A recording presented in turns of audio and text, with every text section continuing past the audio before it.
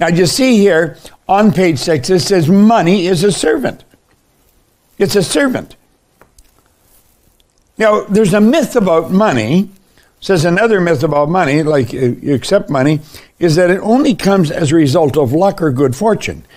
Well, of course, that is really silly. That's not true at all, but that's the concept that a lot of people operate with. Okay? Now, if you move over onto page 7, we're talking about money's got to circulate. It's not only a servant, you got to keep it moving. I have some money here in my pocket.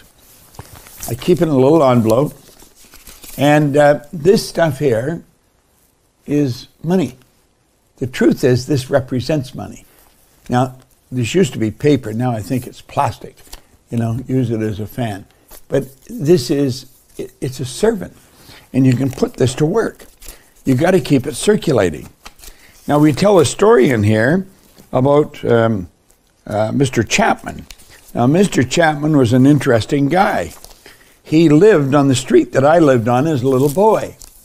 And my brother and I had a paper route, and we sold papers to the people on that street.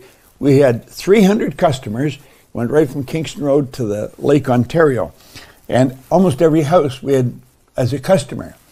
Mr. Chapman had a big house not too far from our house, up on a hill. It was an old house. And one day, Mr. Chapman, we used to feel sorry for him. He was hunchback. He was a little man. He used to push a little cart around, and he collected junk. His wife was a tall, thin lady, and she always wore just skimpy clothes, like a cotton dress with maybe a little coat, running shoes, and she would be off up the street. She went to clean houses or clean offices. We thought they were really poor. Well, one day we opened the paper. We went up the corner to get the papers, and when we got the delivery of the papers, it was headlines that Mr. Chapman had died. It was a headline in the Toronto Star. They found $100,000 in a jar in the house. Here he is collecting junk, and he had $100,000 in a jar in the house. Now, I just looked up that up this morning.